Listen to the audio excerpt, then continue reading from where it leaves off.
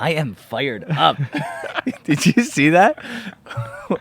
That all you got to do is talk about salary and LCBO, and then it's over. It's over. That's an interesting podcast right there. Hey, welcome to Super Social Club. I'm Jeremy. This is Whiskey in the 6. I'm Rob. Welcome to the Whisky Rant Podcast. It's a little crusty. It's frustrating. And it's going to be a little bit of a rant. I don't understand it. I don't know why. Some sort of injustice. Anyway, end rant. Hello and welcome back to the Whisky Rant Podcast. I'm Jeremy. I'm Rob. And tonight we're outside. It's a beautiful summer evening. It's Gorgeous. been a little bit since we've been on. It has been a while. And chilling outside tonight. We got a couple amazing 8-year-old peated whiskeys in front of us. We do. What do we got? We have the Talisker 8 from 2021. I believe this one's 100% bourbon, but I'm going to check that as you are talking. The Kilkerran that recently went back to a bourbon in 2023, I believe. They flip-flop, don't they? Or they do. release one each a year? This is 2022, sorry. So this one, there was a sherry release and a bourbon release, which followed, and then what followed that was the bourbon and port release. Right. And then most recently, I think they just did sherry. Okay. So that's that one, 2022. Bourbon cask. Both are cask strength, I should say. So the Talisker is 59.7. The Kilkerran is 55.8. And on your side? So we got the Ardbeg 8-year-old. This is the for discussion bottling, 50.8% ABV. This one came out, a couple years back, right? Yeah, a couple of years ago for sure. It's a committee release. It is a committee release. Yeah, a bottle exclusive for the Ardbeg committee, although they sell it to everyone. And then the Lagavulin. And then the classic, one of our favorites, Lagavulin 8-year-old. This one's coming out 48% ABV. I was surprised to find out that that's already been around for 8 years. Yeah, so obviously Scotch whiskey, like the norm was like 12, and there are some 10s, of course. But the 8-year-old age statement really didn't become popular until, I guess, Lagavulin kind of started the ball rolling on these things. Yeah. And 2016 is when it was released, the 200th anniversary bottling, and then Talisker came out, special release of the Diageo special releases. The first release, the Talisker 8, was phenomenal. That was the one that everybody went mental for. Really nice, yeah. Kilkerran around the time of Lagavulin, I think maybe a couple years later. And then Ardbeg probably most recently. That's the most recent. Most recently with this 8-year-old. Yeah. So obviously that's like the whiskey landscape, the Scotch whiskey landscape, getting younger and younger. Obviously Ardbeg also has a 5-year-old out as well. Yeah. Whiskey can be good at younger ages for sure. We're just not really used to seeing it in the modern Scotch whiskey times anyway. I feel like we should do an end of summer 5-year-old because there are quite a few now. There's every Ardbeg. Every Octomore. Right? Then you have all the Mico Tours. Mico Tours are all 5. Now you have the Ardbeg Wee Beastie. Yeah. Is there any other age-stated 5? Yeah, I don't know. Even if you just do those 3, that's plenty. But the thing about peated Scotch, though, is like it is better younger for agree. A lot of times, right? And what's there's crazy? Lots of examples of that. Yeah, for sure. And I almost wanted to kind of throw a curveball in here and let you do one blind. Yeah. So I'm going to, obviously, spoiler alert because we didn't end up doing it.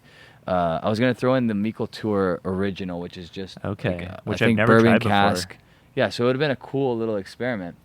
Because then they could have, I believe it's around 50% ABV, so it's in and around what's going on here. Mm-hmm. And you would have been able to tell, see if there's actually a big difference between a 5-year-old and an 8-year-old. And my suspicion is that, especially with those Mico Tours, you would never be able to tell because those things drink way above their weight class. Yeah, I agree. So I guess tonight we're just going to go through these and kind of just determine what we think's drinking the best right now. I really don't think I have a favorite of all of these yet. Yeah, we I'm might not, by the end of the night. I don't think that, I'm going to think that the Kilkerran's the best, or I'm thinking Talisker's the best. I don't really have a preconceived notion of what I think is going to be best, so it'll be interesting to see what we think's drinking well tonight. Yeah, we got to watch that we don't get flies because for whatever reason, the flies are really attracted to this. They love the peat. They love that ex-bourbon maturation. I guess so. All right, What do you want to start with? Let's start with the Lagavulin since it's the lowest in ABV. Okay. I think it's 48%, right? We always had this discussion about Lagavulin, when the Offermans are out there, and I'm like, I would still take the 8 over the Offerman stuff, you know? Yeah. Man, I love like that citrus nose, dude. Mm-hmm. That's gonna blow you away every time. We got Silent Bob joining us in the background. Silent Bob just came in. Silent Bob's joining, and he brought some Miko Tours with him. Look at this guy, always coming prepared. There's those are your whiskeys on the table there, sir. And we already have a task for you to look up the maturation of the Talisker 8. Talisker 8 2021. We need to know if it's all ex-bourbon, because it probably is. Maybe there's a touch of sherry, but There could be like I know that the year. So Silent Bob actually lent me a bottle of the Talisker 8, but it was the one that had the rum casks in it, so I didn't include it. I think this one's just bourbon, the 2021, with the sea dragon, the sea monster on the bottle. Man, honestly, this I forget all the time. Actually, Silent Bob bought me this bottle. I forget all the time how good this bottle is. yeah, I know. It's like the nose, you get like those tropical fruits, you get the citrus fruit. Get some maltiness. Maybe some vanillas in there. Palate, very similar to the notes on the nose, I think, too. You get a lot of maltiness. You get that peat, of course. Tropical fruit. Coming through really nice. Get like, and I think that the theme for tonight, other than flies, is that there's going to be a lot of grilled pineapple. Love grilled pineapple notes on whiskey, man. Right? Yeah. 100%. That I feel like that's the best part about a young peated Isla or young peated Scotch in general, is that grilled pineapple note. Especially when with an ex-bourbon maturation, you seem like you get it quite a bit. Exactly. I meant to include that. You ever put like a grilled pineapple on a burger? Mm-hmm. Good, right? There's So I just got back, as you can tell, from the beach. You're dark. Yeah, You're like an olive, like a black olive in the summertime. Yeah. So at Sauble Beach, where our cottage is, it's next to this place called Beach Burger. And shout out to Beach Burger, because honestly, they make probably the best burger outside of the GTA that I can think of. Mm-hmm. And they do that. One of their feature Beach Burger has a grilled slice of pineapple on it. I love that. Yeah, It's like so if good. you put like a little bit of like jalapeno mayo or something, like a spicy aioli or something like that, it just complements the pineapple well. Talking my language. Yeah, this whiskey's great. I mean, man, this is such a good bottle and a great buy too. What's the current price? Oh, we haven't even talked about the LCBO strike and.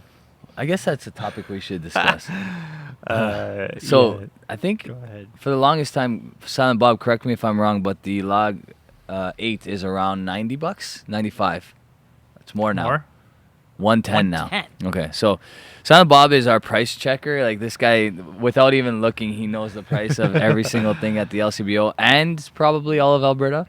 But in a good Scotch market, you're paying like 60 US for this bottle, right? Something like that. Yeah, I think so. I think in Yeah. the U.S. you could probably sneak this one. Like even in Alberta, you could probably get that on a good sale for like $65. Yeah. Right. Yeah. Yeah. The LCBO went on strike because obviously, if you're not aware, the LCBO is a government-controlled liquor store here in Ontario. It's the only place that sells spirits, and the Canadian government or the Ontario provincial government wanted to start selling or allowing grocery stores, convenience stores, other facilities to start selling pre-mixed cocktails, which is now one of the most popular selling items at the LCBO. And they thought that was going to take away their business, take away their jobs, et cetera, et cetera. Right. I mean, I'm not necessarily against their strike. I mean, I don't think that we need to be giving grocery stores another profit avenue, considering they just got busted for price fixing bread out of all things and had to pay like a $500 million fine for doing so. They already sell beer and Ontario wine. They're price fixing all over the place. The prices of groceries have gone up 20% in like the last 3 years. They don't need another revenue stream. And I think the LCBO also contributes some of their profit towards provincial services like hospitals and roads and whatever else. Yeah.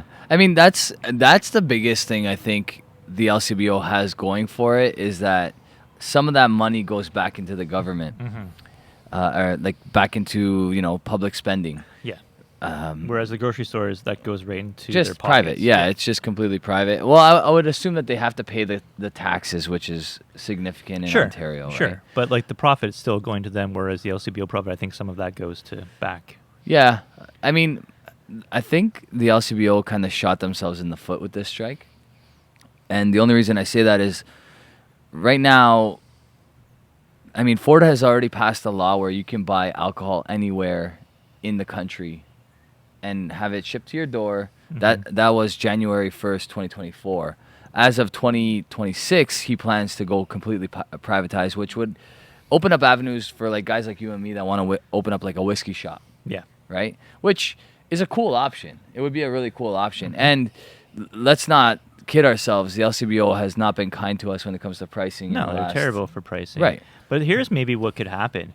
Maybe the LCBO drops their prices 10%, 15%, and undercuts what the grocery stores can sell it for, and boom, suddenly you get your business back Exactly. at the LCBO. And if you want to pay for the convenience of buying these products at a supermarket or at a convenience store, you pay a premium. I think they're terrified to have to do that because they've been They're no, so used to charging thousands of percent Right. over markup. Yeah. Exactly. So I think that's part of the strike is that you have, and honestly, let's be realistic here. As much as the LCBO profits do contribute to some public services and stuff like that, they have 50 of the highest paid public sector people in the entire country. Yeah. Their salaries are out of control, I'm sure. We went through it one time, I think, Yeah. right? There was like two guys that were making 50 people making over $400,000 a year Right. on LCBO staff. Now, explain to me what the hell they are doing that is so significant that requires them to make that much money. Exactly. Like not even the prime minister's salary is of that like is that high. Mm-hmm. Like I'm not even joking. It's not. So this is a government job. funded job. Yeah. And these guys, there's the head CEO or whatever you want to call him, making $800,000 a year. Yeah. So I don't feel bad for these guys. Yeah. You know what I mean? You want to start cutting, cut there. I agree. Like you don't need those guys. That top No. 50 can go. Yeah. We can do that job. We could do that job for half the price, and I'm not undercutting what we can do, and do it better. You do it way better. And do it better. Yeah. And like I'm not even tooting our horn. Like it's just facts. Yeah. We would serve the people of Ontario way better than they do. They're limited stock and overpriced. Anyway, Yeah. we digress. That was a super tangent. LCBO is back. They're back. They cut a deal, so they're back open now. Not that we really shop there that much anyway. I am fired up. Did you see that? That all you got to do is talk about salary and LCBO, and then it's over. It's over. That's an interesting podcast right there. LCBO sucks ticker. Boom, boom, boom, boom, boom. That's Keeps- like minus keeps 1,500,000. baby. Keeps cranking. Um, I moved on. Ardbeg. Ardbeg 8-year-old Committee for release. discussion. So what is the deal with this? It is like for discussion. What part of it is for discussion? It's the fermentation they did or something weird with it. Something like that. I feel like it's just the fact that they actually said, hey, this is 8 years old, and we're telling you this time. Unlike all the other committee releases where it was 8 years old, and we didn't tell you. Right. This does have a weird like distillate characteristic to it that I feel like is. Yeah. What is the discussion? Silent Bob, do you know what the answer to that is? The Ardbeg 8. What's the What was up for discussion? I thought it was like the fermentation was weird, or they over ferment. So there's that fermutation. That's an actual committee release. Okay, yeah, that's the one I was thinking of. fermutation. Right. I think what is up for discussion here, and obviously I'm probably wrong, but I think it's just that it's age stated 8 years old, which they never did before. No, well, they came out with the Wee Beastie before this. Yeah, but the committee releases and those special releases were never age stated before, unless I'm wrong about that. Okay. I'm pretty sure, right? All the Right. committee releases up until this, the black, the like this, that, whatever, the True. Disney's Pirates of the Caribbean. Right. they're all non-age stated, right? Right. Yeah. Yeah. Okay. Anyway, you do get a lot of distillate characteristic, I feel, in this one. It's good. Some maltiness. I like it. I gotta say, I do probably prefer the Lagavulin a little bit to it. Yeah. The Lagavulin's a touch sweeter, a touch more like powdered sugar, and a touch more pineapple. Silent Bob has 4 glasses poured for him there, and I mixed up the order on him on purpose so that he has no idea which one's which. Oh, dear. What a challenge. It is very challenging because... But I know which one's which, so... when you're drinking, like, high ABV peated stuff at a young age, they can kind of blend into each other after a while, I think, for sure. Yeah. Go to the nose now on the Lagavulin one more time. And it blows the Ardbeg away. Yeah, I wouldn't be surprised. Right? Like, just so much more... I like it. So much more sweetness going on. I remember when you first cracked this Ardbeg 8-year-old, we were really late to the party because We it were. had been out for, 2 years before you even opened it or something Yeah, like something that. like that, yeah. And I was very impressed, actually, because I was expecting kind of like Wee Beastie vibes, and I'm not a huge fan of Wee Beastie, but I thought the 8 was much better. But honestly, are you still going to take it over a 10? No, I take the 10 over that. Yeah. Although I will say, maybe not, because the price at the time was like $80. $80? Yeah, I think we paid $80 Canadian. Now, those are Alberta prices, but it was a great price, so it's definitely not regrettable. Now, here's the closest thing to a Springbank at 8 years old. Kilkerran 8, and this is 55.8. So this is a 2022? So sometimes, and I find this with the Springbank local barleys, some Kilkerrans, there's this like, it's like a wet grass, medicinal, black licorice kind of note on the nose. Yeah, I get a little bit of that. I'm getting like a really like dry wood kind of note. Dry Like wood, yeah, I like can a see that. balsa wood, sawdust almost note on it. Yeah, I get like like fresh cut hay, soaked fresh cut hay. Right. Like that's almost their peat smell. And Yeah. it's very consistent with like the local barleys. The local barleys are like that all the time, except if it's like in a sherry cask or 13 to 16 years old. This on the palate though is very, very nice. Really, really good.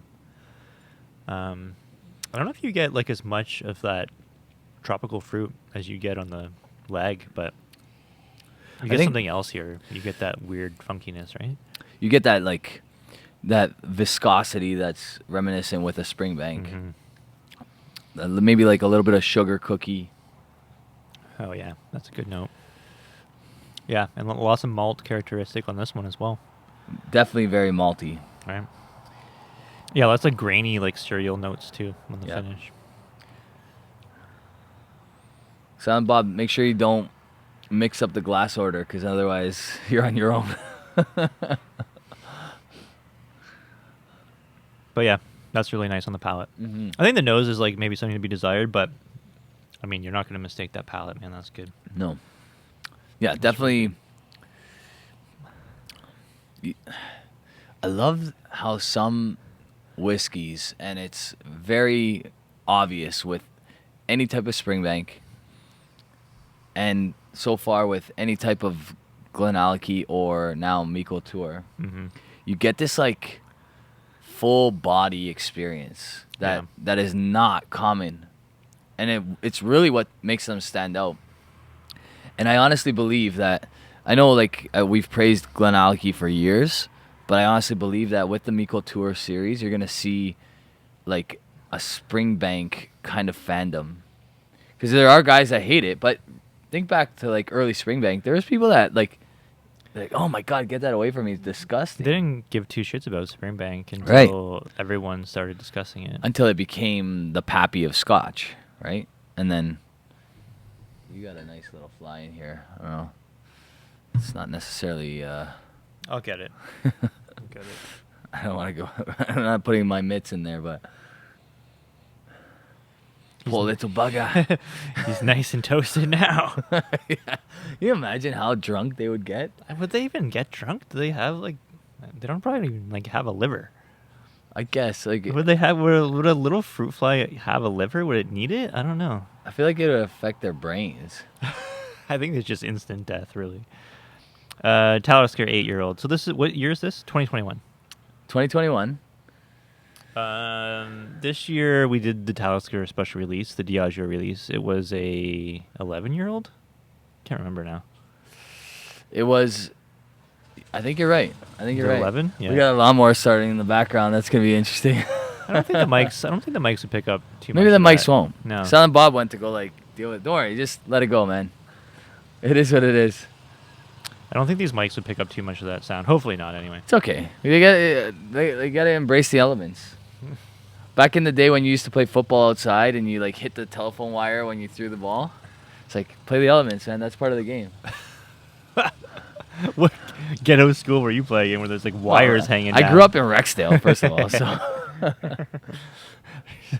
in your playground was just like no, live we would wires. we would literally play on the street. Okay. Yeah, like we would literally play on the street. So now here is the biggest issue with doing whiskey reviews outdoors is the nose is significantly muted. Yeah. What did we say before? Like you lose at least 30, 35%. Yeah, of we the said nose? that. Yeah. But I feel like it's more. Maybe. Cuz like With peated scotches like these, like it's not as bad. yeah. Something that's like, 43% ABV, you might lose almost all of it. Yeah. True. This Talisker though. What do you think? More like a campfire kind of smoke to this one? So Yes. it claims to use their smokiest reserves. Okay. I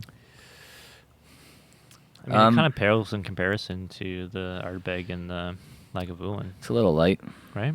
It's a little light. I mean, we're getting out of Isla, getting out of Campbelltown. I honestly wish we did add in that Miko Tour blind like I was like planning to do, because smoke wise, like peat wise, they blow these away. They're so Why don't you peated. just go get it? Well, there's two right there, but the original's downstairs. It's gonna be. I mean, there's power of editing. We can just cut right to it. yeah, it's just because of the age difference, right? I see. We're doing 8-year-olds. Doing age, yeah. We're doing 8s. We'll save it for the 5-year-olds. We'll do the wee beastie with it. We'll do the. Well, I did the head-to-head. Where was that? Did I do a head-to-head recently? Yeah. I didn't do a head-to-head. When I did the Brook Laddie 18 and the Octomore 14.2, I talked about the Miko Tour Turbo and how much more peated it is than the Octomore. Mm. And honestly, I believe that. That Really? Miko Yeah. Tour Turbo, and a lot of people knocked it. Like a lot of people, I don't know if it was to like dampen the hype on the Turbo, but a lot of people knocked the Turbo. And I'm here to say that that's going to be in my top 6 this year. Oh, wow. Yeah. Like, it's that good. Liquor Hound just did a review of that. I haven't watched it yet. Oh. The Turbo. I got to watch that. Be very interested to see what he thinks. I am very interested to hear what he thinks because I feel like I'm almost alone. Like, everybody keeps trashing the Turbo. Oh. This Talisker 8. So get like a little bit of like lemon drop candy. Love that. Are you getting the grilled pineapple on this one? I mean, if I dig, it's probably there. Mm-hmm. If I didn't have the other 3 first, I'd probably get it more. Yeah. It's definitely, despite being the heaviest in ABV, somehow the least viscous. Yeah, you're right. It is kind of thin, and like Right? the finish is like kind of short. It's like, so I told you guys already, Silent Bob let me borrow, I think it's the 2022 8-year-old. So I didn't bring that one out because it has rum casks, but this one is 2021, and I mean, that's the fill level. And usually there's not a very good reason why the fill level's that high. Yeah, you haven't been. But haven't in been this going case, I after feel it. like that's why. Yeah. It's just kind of like, it's good. Definitely nothing to knock. Right. But it's just not like drawing you back for Yeah, I think that the previous releases of the Talisker 8 are better. I mean, I think the first one was something special. I think they probably used some really good casts in that, and maybe some older casts because it was the first time Yeah. they released that age statement. So there you go. I mean, I think it's a clear winner for me on these 4. Which one? The one I like the most, Yeah. the Lagavulin. Oh, you're saying there's a clear. Oh, I thought you meant that the Talisker was the clear winner. I got No, scared there. I'm sorry. There's a clear winner for me on these 4. And I agree. It's the Lagavulin. Yeah. 100%. It's the most well-rounded. And now maybe since this bottle, so like, again, this was a gift from Silent Bob for my birthday, I believe, not this year, but the year before. So this is an indication as to fill level and how, like, I just really need to revisit this bottle because it's fantastic.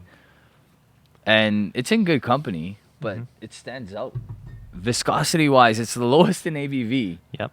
But it has the, like, aside from the Kilkerran, it's the thickest, I the think sweetest, the finish lasts the longest. and the nose is the best. by And I far. think it's got the most amount of peat.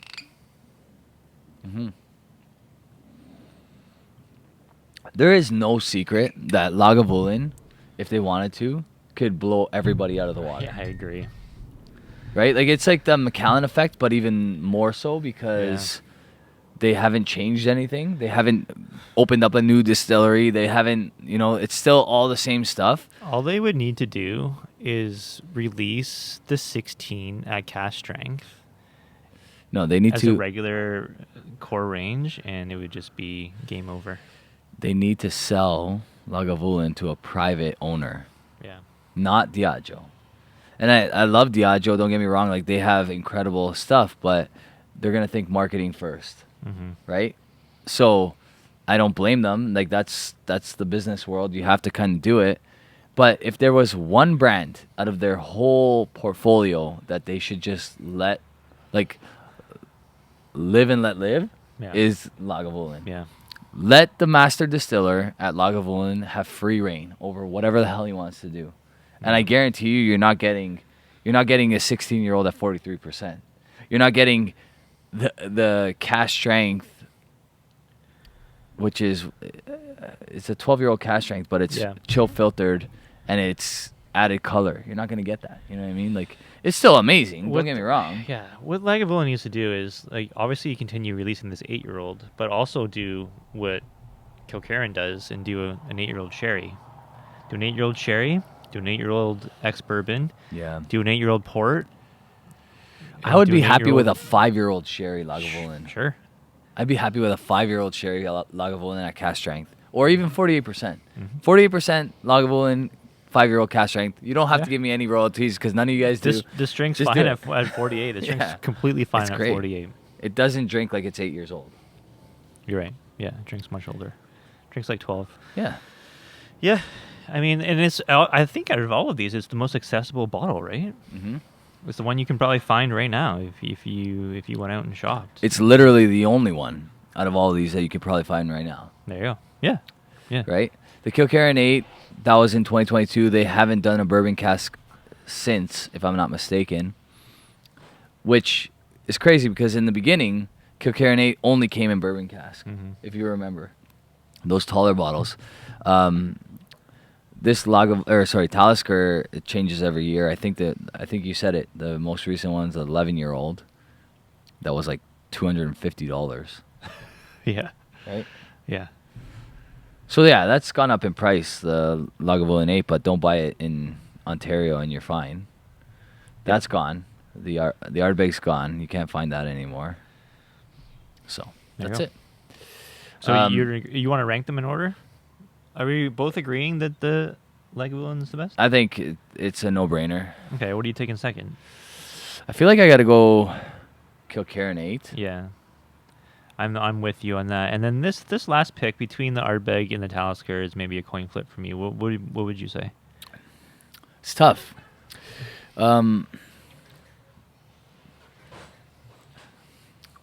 It's hard because like neither of these have a very distinct nose outside. I think for me, I would take the Ardbeg over the Talisker. I would go Lagavulin 1, Kilkerran 2, Ardbeg 3, Talisker 4. Yeah, I think you're right. I think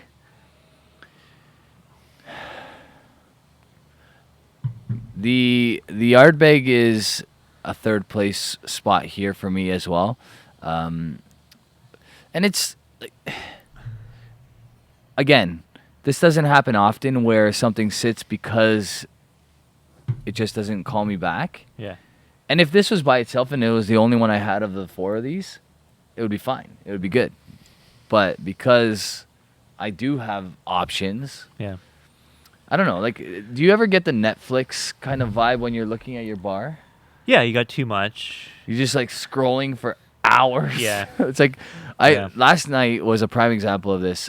When you have multiple streaming services and you're trying to find something to watch and you've watched like all the shows that you actually like already, you're caught up and you're trying to find like something intriguing. So I ended up watching a movie called Midsummer, which I kind of regret. I love that movie. You liked it? Yeah, I like twisted shit like that. Yeah, okay. So like I can see why people like it. It's disturbing. It's though. messed up. It takes a little bit out of you watching it. It's does. like it's emotionally exhausting to watch that shit. Yeah. But I thought it was brilliant. I loved it. Yeah. So I mean, I don't regret watching it.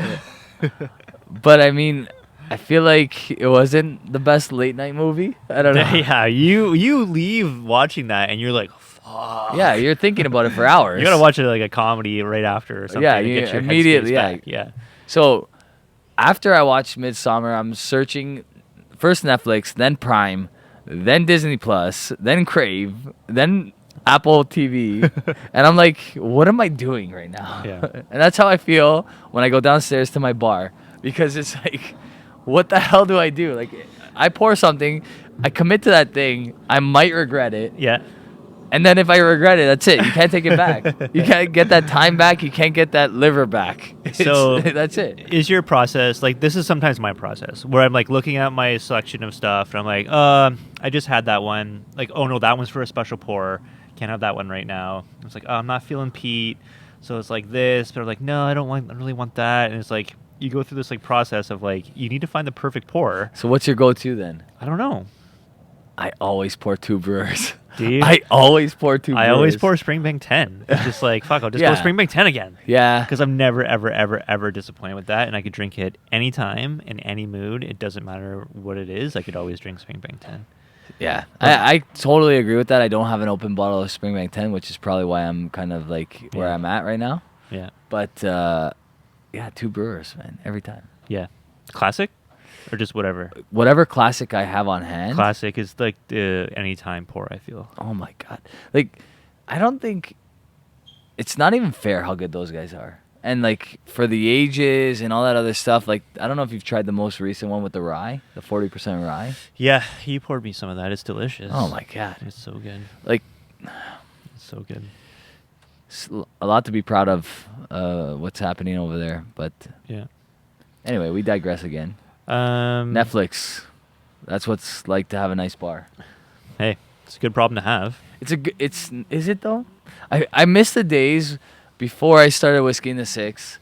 Not that I dislike any of what I've done. Obviously, I love it, but I miss the days of having like 2 bottles on hand Yeah. and just crushing those 2 bottles and then Yeah. going to the liquor store. There's lots and, of people what who am I do gonna that. crush next? There's lots of people who do that. Lots of people are like, oh yeah, I only have like 5 bottles open and I just have to wait till one's done before I get to the next. I'm like, that's tough. It is tough. Because like we love to just try so much different things and like having a whole bunch of unopened stuff, you want to just crack that.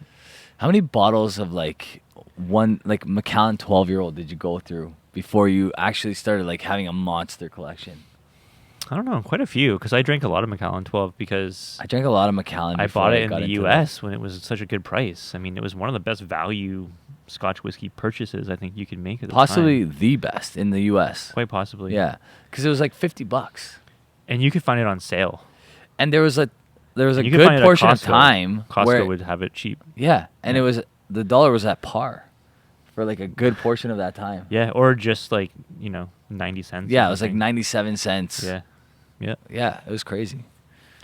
Those are good Good times. old days, man. Those are good times. $45 Macallan 12. Can't beat that. It wasn't even that long ago. Like my son it was is like 9 years old. It was like 7, 8 years ago. My son's gonna be 9. We were Yeah, it was in about 9 years ago. Arizona, and he was like 2. Yep. And I was going to the liquor store in Arizona, And like Macallan 12-year-old was my like go-to for the week because you could bring whatever you wanted, drink it wherever you wanted, Yeah. at the pool, at the hot tub, whatever. Like you drink your own stuff. You don't have to drink the stuff that they sell there. So that was cool. Back to 8-year-old peated Scotch. Leave us a comment down below. If you had to pick between these 4 bottles, what would you choose? And if you could add something else that's like a younger peated Scotch, what's your go-to? What's yours? For younger peated Scotch? Yeah. I mean, it's Octomore, but I think that's unfair. I think the Octomore is unfair, but honestly, like, dude, I cracked open a 6.3 to share with the Patreons, and my goodness, man, I've been sneaking a couple sips. It's just so much better than any other Octomore I've ever had. It's mind-blowingly how good that expression is. Yeah, you need to bring that over. Ooh, man, it's so good, dude. Honestly, like I will say, one thing Octomore always kept consistent with is the 0.3s. The Yes. 0.3s were almost never disappointing. Yeah. You know? But everything else kind of wavered. Yeah, I thought the 9.3 was the closest to the 6.3. So if you can find a 9.3 out there, Yeah. definitely pick that up. But yeah, like the 10.1s, 11.1, 12.1. What are they up to now? 14? I think I tried This year's going to be a 15. I think I tried a 14.1, which is I have the they're all okay. 14.2 downstairs. Yeah. You tried, which is sherry and Amarone casks. Mm-hmm. It's good. It's just not good enough. It's not 6.3. Nothing's touching 6.3. No. Man. I don't think so. Honestly, like that's kind of how I feel. Like 6.3 versus Mikkel Tour Turbo, go. Like showdown right now. No fucking contest. Octomore takes it 1,000 times out of 1,000. I don't think so, dude. Dude, okay, well, let's do it then. But how do we do it? Like we're gonna be biased, obviously. We'll know, but like we'll know which one's which, obviously. Okay, we gotta be as like we gotta agree to be as like No, I'm not diplomatic. agreeing. I'm already picking Octomore 6. I know you are. That's the problem. Of course It might you be are. one of the best peated Scotches I've ever. It Of all probably time. is my best peated Scotch I've ever had. It's up there. like heavily peated Scotches. I'm not telling talking you, about dude. like Springbanks or maybe like Brora or something like that. But for a heavily peated Scotch, I think it's my favorite that I've ever tried. Mikkel Tour, man. The first 4. You're hyping Mikkel Tour like you hype fucking Two Brewers. That's how I feel, man. Okay. That's how I feel. It's like Springbank 8 Society release. Like Yeah. Well. I feel Okay. passionate about those guys. I'm passionate. I'm a WAP, man. What do you expect? All right. Well, trust me, dude. When you get a sip of this 6.3, you're gonna be taken right back to where you were when you first tried it, and you're gonna be like, "Damn." You know what? I hope you're right. Damn. I hope you're right because I did the 14.2 the other day, and I'm like, this pales Yeah. in comparison to the first round of Mikkel Tour. Yeah. Okay. Leave us a comment down below. The young peated Scotch. What's your favorite? What's your go-to? Yeah. And what's a newer release actually that's maybe worthwhile picking up that we haven't mentioned or tried? Yeah. Let us know. This is drinking real nice. I know. I just went back to the nose on that Kilkerran, and man, the nose is great now. I know. I think took a second to open up, but if we went like man, 30 minutes like back in time, Yeah. it might have actually like competed with that Yeah. Lagavulin 8 a little bit more. Mm-hmm. I agree. I totally agree. All right. But Well, that's the way she goes. yeah.